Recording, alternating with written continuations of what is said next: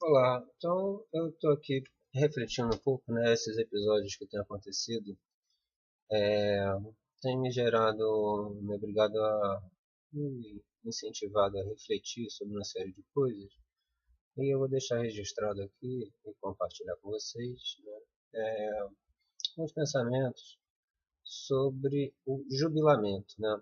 Por que que um estudante é jubilado?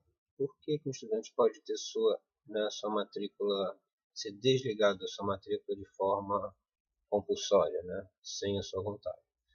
Bom, então vamos pensar que tem o jubilamento por questão disciplinar, né? Se ele cometer uma falha disciplinar, né? Então, no entanto, esse quesito da falha disciplinar, ele tem que ser, tem que ter mecanismos, né, de regulação para que resguarde o direito de expressão do estudante, o direito de protesto do estudante, né? Que proteja o estudante contra perseguição, contra outros abusos de autoridade, né? Então, isso seria um tipo de motivação que resguardaria que a universidade necessita de ter esse recurso, né, de poder julgar o estudante. Sim, e temos também a questão do rendimento escolar, né? Que o estudante pode ser desligado por baixo rendimento escolar, né? Uma explicação para para esse motivo, essa motivação de desligar o estudante por baixo rendimento escolar seria o quê? Para liberar a vaga, entendeu? Já que ele não está rendendo, né? Liberar a vaga e dar essa chance, né, de estudar numa universidade pública para outro estudante que vai conseguir ter um melhor rendimento, né? Então vai aproveitar melhor o custo, né? O investimento que é a universidade funcionando para manter a vaga que o estudante está ocupando, mas não está apresentando um rendimento que é considerado satisfatório pelos padrões de estabelecidos para dizer o que seja satisfatório, né? No entanto, existe nem sempre essa explicação se sustenta. Por quê? Porque existem casos de excesso de vaga. Então, se está sobrando vaga, não haveria motivo para desligar um estudante, mesmo que ele não esteja apresentando bom rendimento, né? Então, acho que aí já traria uma necessidade de ter duas regulamentações para desligar estudantes. Uma regulamentação em escassez de vaga, uma regulamentação mais rígida, né? E outra regulamentação mais flexível para o caso de excesso de vaga, que uma vez que a vaga está ali, né, não tem um custo maior de deixar o estudante que demonstre o interesse, porque o fato do estudante estar ali fazendo a disciplina demonstra um interesse do estudante em, em cursar, né? Mesmo que ele não apresente um bom rendimento, que pode ser devido a inúmeros motivos. Mas, pense bem, para a universidade é mais interessante que ela consiga graduar um estudante, mesmo que ele demore, né, que faça a disciplina, digamos, 4 vezes, e demore, do que não graduar esse estudante. Mais vale graduar o estudante, né, porque a vaga ficaria ociosa, né, a sala ficaria vazia. Então, do ponto de vista, pensando que uma função da universidade é graduar estudantes, né, ela estaria graduando mais estudantes aceitando que o estudante fique lá no caso de excesso de vaga, né? Então eu acho que porque a gente deve pensar a universidade, a gente não deve só falar a regra é essa, tem que seguir essa regra. Sim, enquanto a regra for essa, a regra deve ser seguida. Mas toda a legislação, toda a regulamentação é sujeita à interpretação e também a toda a regulamentação necessita de ser constantemente reavaliada, porque o contexto social muda. A gente está vivendo um momento de transformação social profunda, então nós temos que ter essa agilidade de poder mudar, eventualmente, quando necessário, uma regulamentação, né? ninguém melhor do que sugerir, né, moldar, determinar a regulamentação da universidade que a própria universidade, que o próprio corpo acadêmico da universidade, onde o professor desempenha um papel muito importante, né, nesse corpo acadêmico. Lógico que os estudantes, os técnicos administrativos também, mas o professor desempenha um papel muito importante. Então, o professor precisa pensar a universidade, sugerir, participar. Entendo que a universidade deve incentivar a participação dos professores pelo bem da própria evolução da universidade, pelo bem do próprio funcionamento da universidade, que serve a uma sociedade em transformação profunda, né, em transformação intensa, e necessita acompanhar essa transformação. A universidade deve ser politizada, não no sentido de estar ligada a partidos políticos, mas no sentido de estar atenta ao que acontece no campo político, que as decisões políticas influenciam na vida da universidade, influenciam na vida da população brasileira, né? Influenciam na vida de todos. Então, a universidade é o setor pensante da sociedade. E a universidade, desde com a ditadura militar, foi excluída, né, durante 21 anos, desde 64 até 85, ela foi excluída dessa função.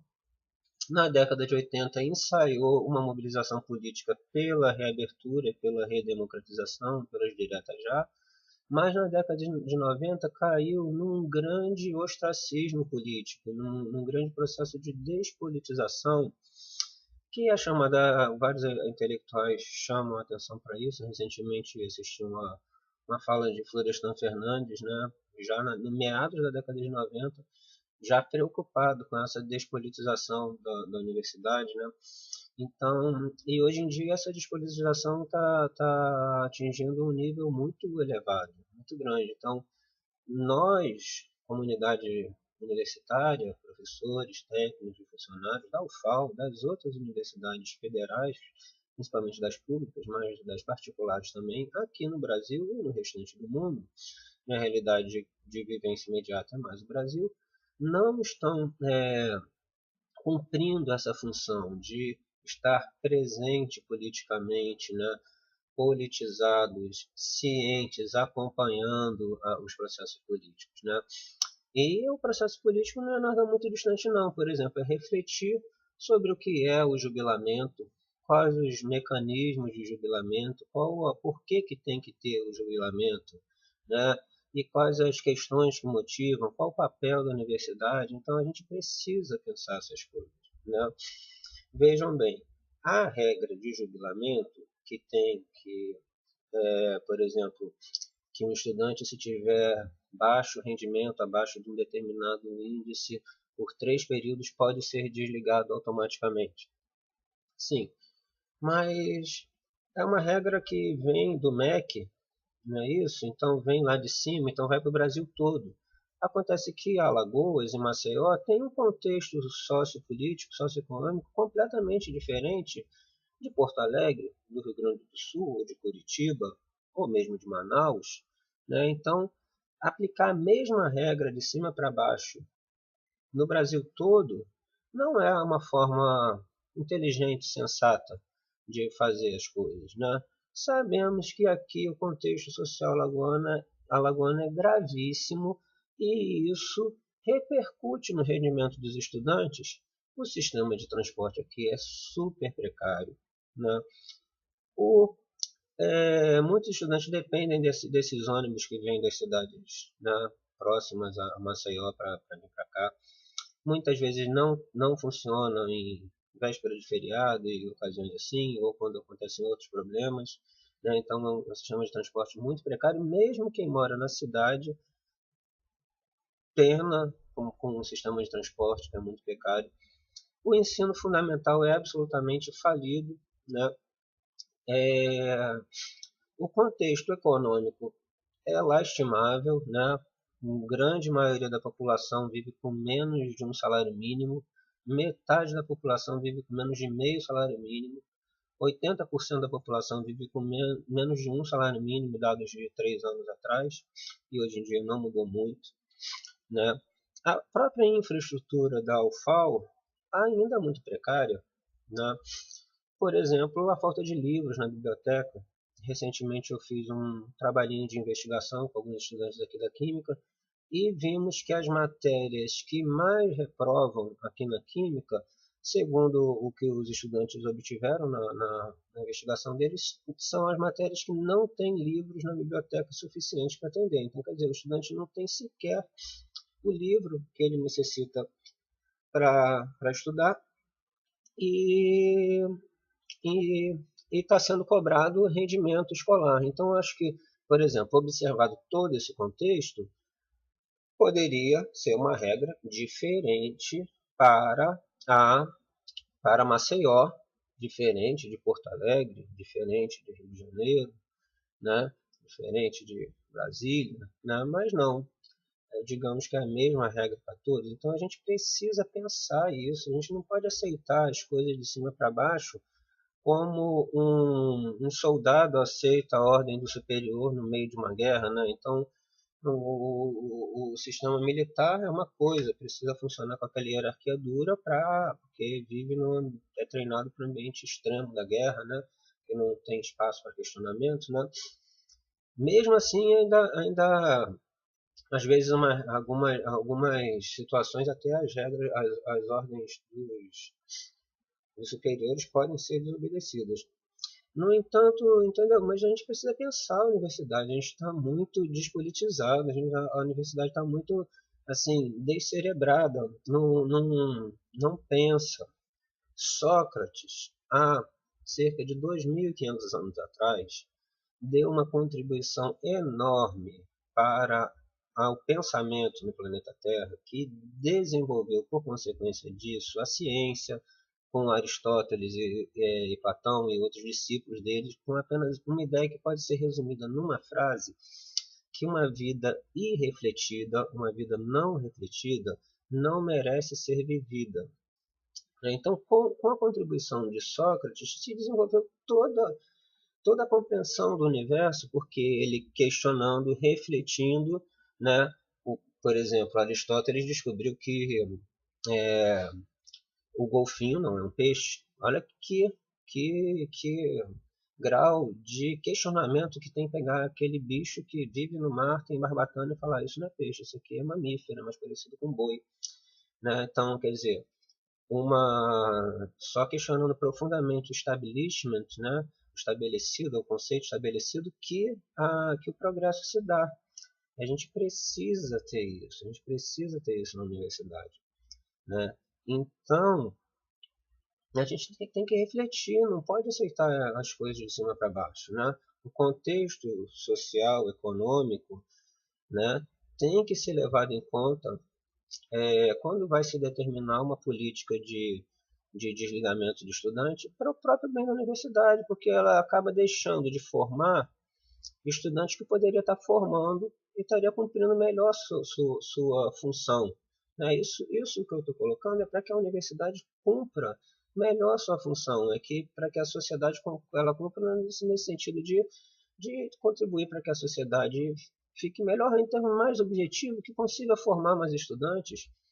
Né? A gente vive assim, por exemplo, aqui na Química, a Química forma 1,5 estudantes por semestre. Entram mais de 200 por semestre e forma cerca de 1,5 e é um dado histórico. Né? Então, quer dizer, e pouco é feito para reverter isso. Pouco é debatido sequer, pouco é colocado, né? Pouco é discutido. Né? Os laboratórios de aula prática funcionam de forma muito precária. Né? Isso também parece pouco incomodar. Né? E assim a gente fazendo isso deixa de cumprir com a nossa função, né? Nossa função que é, né, ter uma graduação de qualidade, né, que forme os estudantes, né, e que forme com um padrão de qualidade. Bom, então fica essa reflexão aí sobre o jubilamento, né, sobre a função da universidade informar estudantes, né, e como que a crítica, né, e a reflexão sobre isso pode e é o único caminho para conseguir soluções, né, pode contribuir e é o único caminho para conseguir soluções para essa situação, né, que a gente possa cada vez estar melhor.